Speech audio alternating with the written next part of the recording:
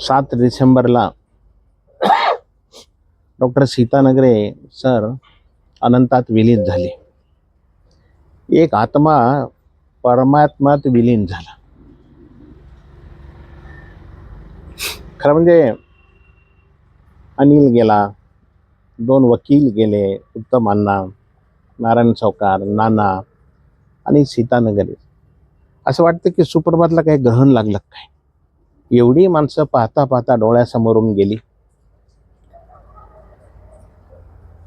आता सीतानगरे साहेबांच्या भावना तुम्ही बऱ्याच जणांनी व्यक्त केल्या. मी 1988ला मुखेडला आलो. लहानपणी मी यांना पाहत होतो. त्यावेळेस आकर्षण वेगळं होतं.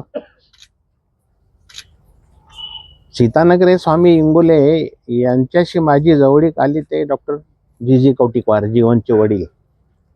आणि जीजीचा स्वभाव असा माणसं बांधायचाच होता. He was bond.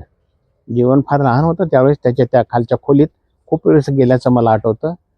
जीजीचा मृत्यू असाच चटका लावणारा होता. सीतानगरे साहेब मागील 1.5 वर्षापासून आजारी होते, पण त्यांच्या आजाराच्या प्रत्येक पावलोपावली डॉक्टर स्वामी आणि डॉक्टर इंगोले त्यांच्या सोबत होते. खरं म्हणजे डॉक्टर सीतानगरेंबद्दल बोलायचं झालं तर he died at the age of 79. ते शेवटपर्यंत सक्रिय राहिले. खरं म्हणजे सक्रिय राहता राहता मृत्यू येणं हे सुद्धा भाग्यच आहे दादाराव.